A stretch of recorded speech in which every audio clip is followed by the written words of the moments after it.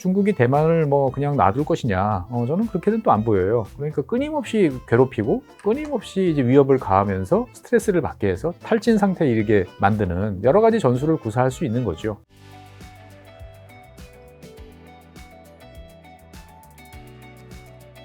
제가 봤을 때 거의 전 세계 거의 모든 국가들에 대한 이야기가 가능하지만 다 할 수 없기 때문에 주요 국가들 위주로, 그리고 여러분들 관심 있는 것들 좀 주제 여쭤보려고 하는데요. 첫 번째는 이제 지정학적 리스크인데, 세계 곳곳에서 전쟁이 뭐 한 2년 전부터 더 부쩍 일어나고 리스크가 부각되고 있단 말이에요, 지정학적. 그 이유가 좀 있을까요? 그러니까 뭐 어떻게 보면 전쟁이라는 건 계속 있었죠. 사실 생각해보면 21세기 내내 전쟁했어요. 미국이 그렇죠. 이제 아프간, 그다음에 이라크 맞아요. 해가지고 한 20년 가까이 롱기스트 워라고 할 정도로 미국 역사상 가장 긴 전쟁을 했죠. 그런데 이제 중요한 것은 그 전쟁은 미국이 일방적으로 다른 국가에 어떤 개입을 해가지고 맞아. 주먹을 휘두르는 이제 그런 케이스였죠. 그러니까 미국을 제외한 다른 나라들이 국가적으로 전쟁을 벌이는 경우는 그리 많지 않거나 않죠. 아주 짧게 한 달 정도하고 끝났는데, 지금은 이제 뭐 우크라이나 전쟁 같은 경우가 이제 800일 넘게 이어지고 있고, 이스라엘 하마스 같은 경우도 6개월이 지금 훌쩍 넘어가고 있죠. 그러다 보니까 이제 이런 전쟁이 왜 벌어지고 있느냐, 리스크가 왜 커지느냐라고 이제 많은 분들이 궁금해 하시는데, 뭐 결론부터 말씀드리면 이제 미국의 힘이 과거만큼 이제 강하지 않다. 어떻게 보면 미국의 힘이 빠지고 미국이 대외적인 문제에 대해서 집중을 잘 못하고 여러 가지 사안들에 자꾸 휘둘리고 있다. 그러다 보니까 빈틈의 상황이 이제 계속 보이고, 거기서 자기의 어떤 이득을 키우기 위한 전통적인 강국들이 여러 가지 활동을 적극적으로 하면서 우리가 지난 30년 동안 봐왔던 거와는 다른 질서가 지금 만들어지고 있다라고 정리를 할 수 있을 것 같습니다. 미국의 그 힘이 진짜로 빠진 건가요? 아니면 미국이 더 이상 우리 이제 다른 나라 세계 경찰 그만하자, 왜 우리가 이걸 하냐, 그냥 그렇죠. 우리 나라 위주로 하자, 이것 때문인 건가요? 둘 다 있는 것 같아요. 그러니까 이제 어떻게 보면 미국이란 나라는 전 세계에서 다른 나라에 의존하지 않고 혼자 잘 살 수 있는 몇 안 되는 나라 중에 하나지 않습니까? 누가 태평양 건너와서 전쟁하겠어요? 얼마든지 고립주의적으로 잘 살 수 있는데 한 80년 동안 2차 세계대전 이후에 전 세계 경찰 노릇을 이제 해왔죠. 좀 힘들고 이제 재미없고, 어떻게 보면 특히 지난 20년 동안 이라크, 아프간에서 이제 겪었던 실패가 미국 사람들한테는 되게 큰 트라우마로 다가오는 것 같아요. 그러니까 이제 그만했으면 좋겠다라는 마음 하나가 있고요. 다른 한편으로 보면 이제 미국이 지난 30년 동안 압도적인 힘으로 뭔가를 해왔는데, 그 압도적이라는 거에 대해서 이제 익숙해진 거예요. 다른 경쟁 상대라든지 상대방들이. 그리고 과거에는 미국만 할 수 있던 여러 가지 뭐 작전이라든지 무기라든지 이런 것들이 이제는 과학기술의 발전에 따라가지고 많은 나라들이 저렴한 가격으로 할 수 있는 그런 세상이 됐죠. 그러다 보니까 이제 미국의 압도적인 어떤 일방적인 힘이라는 게 이제 더 이상 유효하지 않은 그런 세상으로 바뀌었다 정도로 말씀드릴 수 있겠습니다. 자, 그리고 군사력 강국인 러시아 우크라이나 전쟁도 굉장히 빨리 끝날 줄 알았는데 뭐 지금 2년 넘게 지지부진하게 좀 흘러가고 있단 말이죠. 자, 그 이유로 앞으로는 어떻게 돼요? 언제 끝날까요, 이제? 글쎄요, 뭐 올해 초만 해도 사실 이제 미국 대통령 선거가 끝나면 대충 그걸 전후해서 마무리되지 않겠는가. 늦어도 한 3년, 그러니까 2022년에 시작했으니까 2025년 뭐 초반 정도면은 마무리되지 않을까라고 생각했는데, 최근 들어서는 저는 좀 오래 갈 것 같다라고 생각을 합니다. 언제 끝날지 잘 모르겠다. 왜 그렇게 말씀드리냐면은, 푸틴 대통령이 5번째 대통령으로 이제 취임을 하면서, 취임한 지 얼마 안 돼서 이제 쇼이구 러시아 국방부 장관을 해임했죠. 12년 동안 이제 국방부 장관을 하던 양반을 이제 해임을 했는데, 그 다음에 이제 새로 국방부 장관으로 앉힌 양반이 이제 경제학자예요. 총이라고는 한 번도 안 잡아봤고 군대 생활은 하루도 안 하는 양반이에요. 왜 굳이 러시아가 이 국방부 장관의 경제학자를 앉혔을까라고 생각을 해보면, 이제 러시아 입장에서 봤을 때는 현재 공식 통계로 봐도 6.6% 이상의, 그러니까 GDP의 6.6%를 군비로 지출하고 있어요. 어마무시한 이제 금액이 이제 들어가고 있는데, 문제는 러시아 푸틴 대통령 입장에서 이 전쟁이 만약에 한 6개월 있다 끝나, 그러면 굳이 국방부 장관을 바꾸고 여러 가지 생각을 안 할 거죠. 그런데 푸틴 대통령 입장에서 봤을 때는 이 전쟁이 꽤 길 거야 라고 생각을 하는 거죠. 그러다 보니까 그렇게 막대한 돈이 들어가는 어떤 국방 예산을 효과적으로 잘 쓰고 누수 없이 잘 관리해야 되고, 그거를 통해서 다른 제조업이라든지 다른 영역에 어떤 긍정적인 시너지 효과를 낼 수 있도록 이거를 전반적으로 넓게 바라보고 가야겠다라고 이제 판단을 한 거다라고 저는 생각을 해요. 푸틴 대통령이 그렇게 생각을 한다면 실제로 이 전쟁을 끝내는 거는 우크라이나가 끝내는 게 아니고 러시아가 끝내야 되는 거잖아요. 그러다 보니까 제 입장에서 봤을 때는 전쟁이 매우 길게 이어질 가능성이 높다. 그리고 이제 길게 이어진다는 것은 단순히 우크라이나 전이 아니고 그 다음으로도 이어질 가능성이 매우 높다. 이를테면 발트 3국이라든지 폴란드라든지 이런 쪽까지 고려하고 있는 것이 아닌가. 그러니까 어떻게 보면은 연속적인 계속적인 전쟁이 이제 푸틴 대통령 머릿속에는 있다라고 저는 좀 생각이 됩니다. 뭐 러시아 우크라이나까지는 알겠는데 연속적인 폴란드도 뭐 그런 전쟁이 푸틴 대통령이 왜 그런 계획이 있는 걸까요? 그러니까 이제 푸틴 대통령 입장에서 봤을 때는 푸틴 대통령의 트라우마, 어떻게 보면 마음속에 가장 큰 것은 위대한 조국이었던 소비에트가 왜 이렇게 무너졌는가. 그리고 이제 결국은 그 체계를 이제 복원해야 된다라고 이제 생각을 이제 하게 되는 거죠. 그래서 실제로 2022년 전쟁이 벌어지기 전 2021년 7월 달인가에 보면은 푸틴 대통령이 꽤 장문에 논문을 썼어요. 논문을 써서 발표했는데 그 논문을 보면 그렇습니다. 그러니까 이제 떼낼 수 없는 국가를 어떻게 보면은 고르바초프라든지 엘치나든지 이런 사람들이 찢으면서 이게 이제 몰락을 가져왔다. 그래서 그러면 뗄 수 없는 관계가 누구냐라고 하면 우크라이나, 그 다음에 이제 카자흐스탄. 이런 이제 국가들이었다는 거죠. 그러니까 이제 푸틴 대통령 입장에서 봤을 때는 이런 국가들을 다시 자신의 영향권으로 포함시키는 거. 그 다음에 플러스 지금 현재 점점 나토가 동쪽으로 오면서 자기들에 대한 압박 수위를 높이고 있는데 여기에 대해서 가만히 수동적으로 있기보다는 능동적으로 약한 고리를 흔들어 볼 생각을 하지 않겠냐라고 이제 보는 거죠. 그러니까 어떻게 보면 우리는 야, 그게 누가 러시아를 건드리겠어? 라고 저희는 생각을 하죠. 세계에서 가장 많은 핵무기를 가지고 있는 나라고 그 큰 땅덩어리를 가진 나라를 누가 쳐들어가겠습니까? 근데 그건 저희 생각이고 러시아, 특히 이제 푸틴 대통령 입장에서 봤을 때는 가만히 있으면 어떻게 보면은 위험하다라는 생각을 많이 하는 것 같아요. 그러다 보니까 공세적으로 충분한 공간을 확보를 해야 되고 상대방이 이제 러시아에 대해서 만만하게 바라보지 못하도록 확실하게 힘으로 눌러놓고 보여줄 필요가 있다. 이런 생각을 많이 하는 것 같습니다. 우리는 이제 러시아를 잘 모르지만 잘 안다고 생각하는 옆에 있는 발트 3국, 에스토니아, 리투아니아, 아니면은 이제 북유럽의 핀란드라든지 이런 지역들이 다 최근 들어서 나토에 가입을 하고 국방비를 강화하고 하는 이유는 러시아가 자기들이 봤을 때 이건 아닌 것 같아 라고 느끼는 거죠, 보면은. 자, 그리고 중동의 이스라엘과 이란은 어떻게 좀 정리될까요? 어떻게 보면은 작년 10월 달에 이제 하마스가 기습적으로 이제 이스라엘을 공격을 했죠.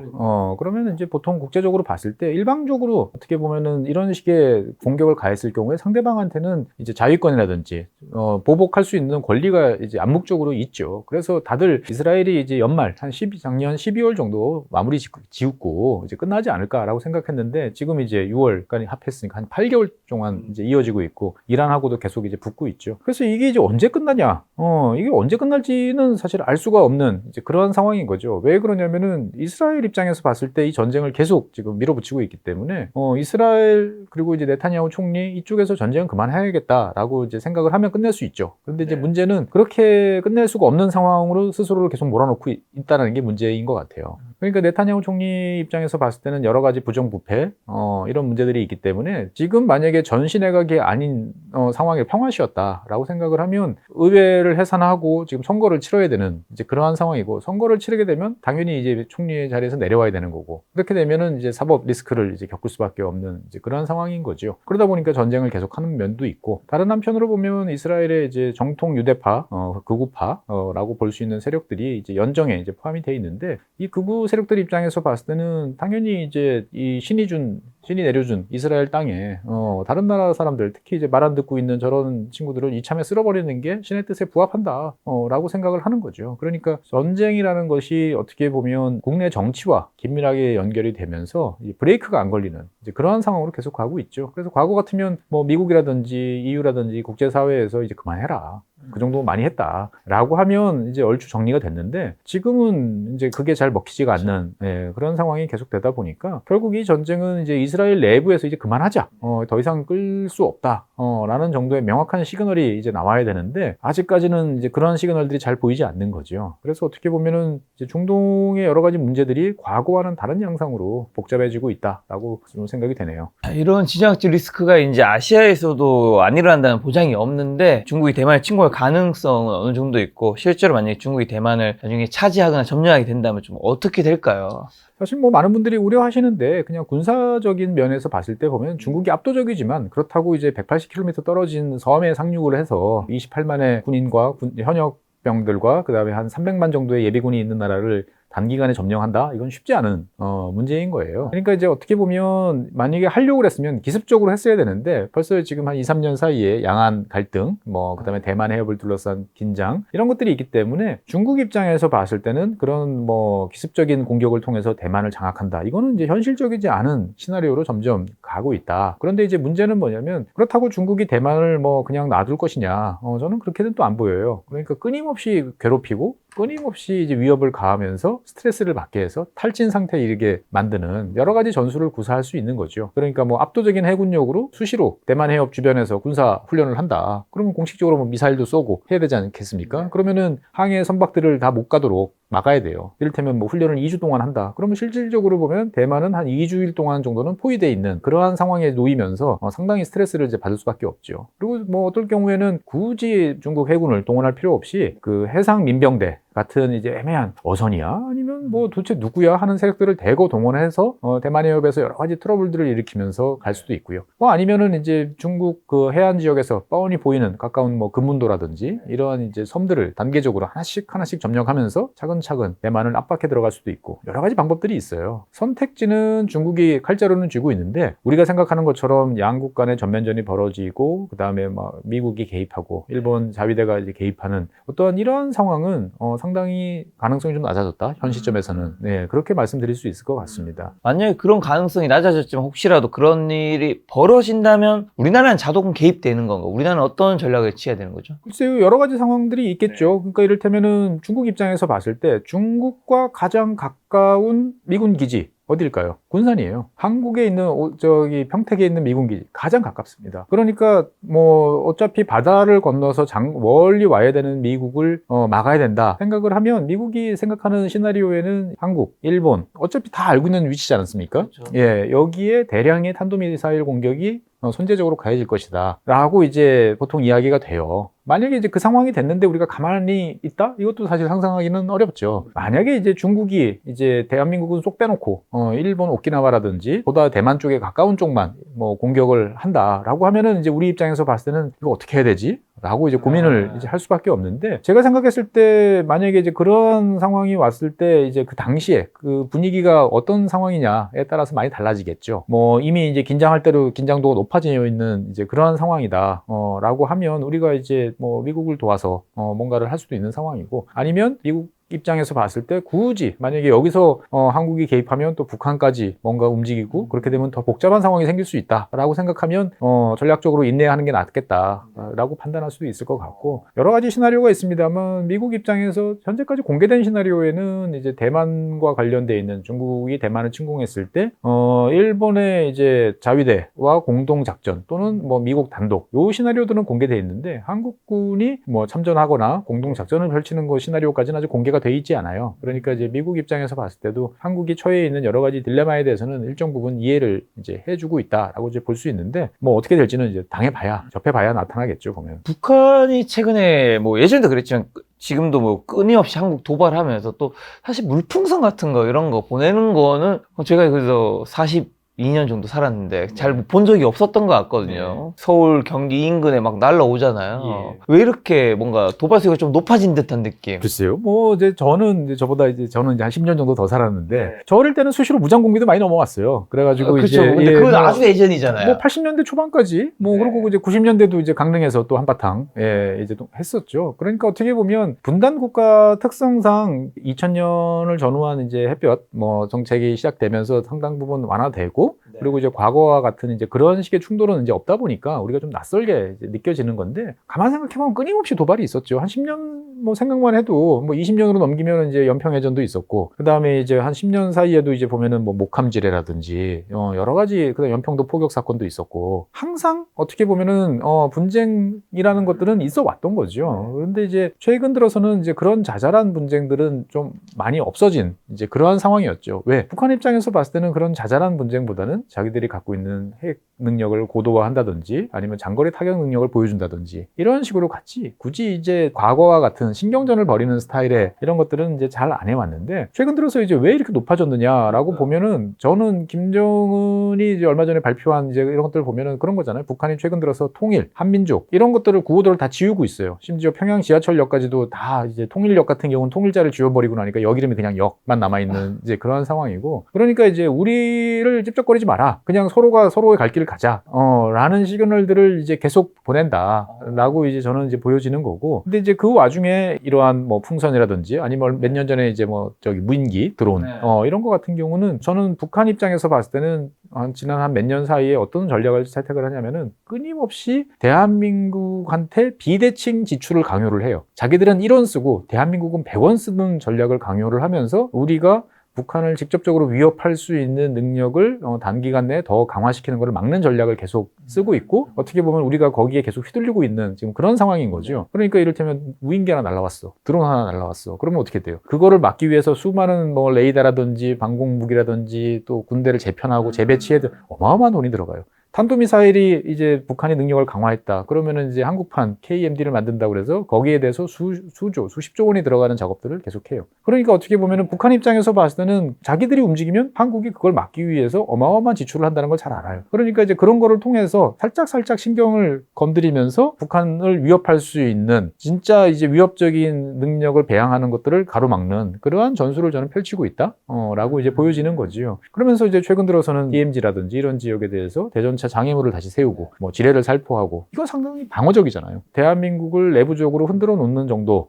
그래서 자기들한테 직접적으로 위협을 가하지 않고 내부를 단돌이 하는 여러 가지 상황들 하고 있다라고 저는 생각을 합니다. 통일을 약간 포기하고 각자 갈 길 가겠다라는 것도 좀 있는 건가요? 말씀하신 네, 김정은 입장에서 봤을 때 명확해요. 그래서 어떻게 보면 이제 통일, 한민족 이런 이야기는 이제 하지 말자, 라고 이야기를 했던 거고, 여러 가지 이유들이 있겠습니다만, 저는 이제 우리나라도 마찬가지지만 북한에서도 이제 그런 쪽에 종사하던 분들은 다 이제 아버지, 김정일 때부터 내려왔던 분들이 이제 많이 사람들이 있었겠죠. 부담스럽잖아요, 사실은. 그러니까 어떻게 보면 자기들한테 이제 간섭하고 했던, 봐라, 너희들 예전에 미국이랑 뭐 남한이랑 뭐 대화를 하면은 뭔가 있을 거라고 생각했지만 된 거 아무도 없잖냐 라는 핑계로 다 쓸어버리고 그 다음에 이제 우리는 갈 길 간다 라고 했고 그것이 최근 들어서 이제 뭐 러시아와의 밀착 이런 식으로 나타나면서 북한 입장에서 봤을 때는 정말 그런 길로 가는 거 아닌가라고 좀 지켜볼 필요가 잘 우리가 판단해 볼 필요가 좀 있을 것 같습니다. 그렇다면 혹시나 한국에서 뭐 워낙 또 러시아 우크라이나 전쟁이 세계 곳곳 전쟁이 일어나니까 한국 분들도 한국에서 전쟁 이것도 일어날 수 있는 거 아닌가 이런 걱정하시는 분들도 계실 텐데 전쟁이 일어날 가능성이 있는지랑 그러고 북한과 혹시나 만약에 우리가 그런 사태가 있다면 우리에게 꼭 반드시 필요한 것들은 뭘까요? 저는 우크라이나 전쟁, 그 다음에 대만, 뭐 이런 것들이 이제 위협이 높아지면서 상대적으로 한반도의 어떤 긴장은 상대적으로 좀 완화됐다? 볼 수도 있는 거죠. 왜냐면은 서로가 이제 힘이, 세력이 이제 막 집중돼야 되는데 주위가 지금 분산되고 있잖아요. 여러 곳으로. 그러니까 어떻게 보면은 그러한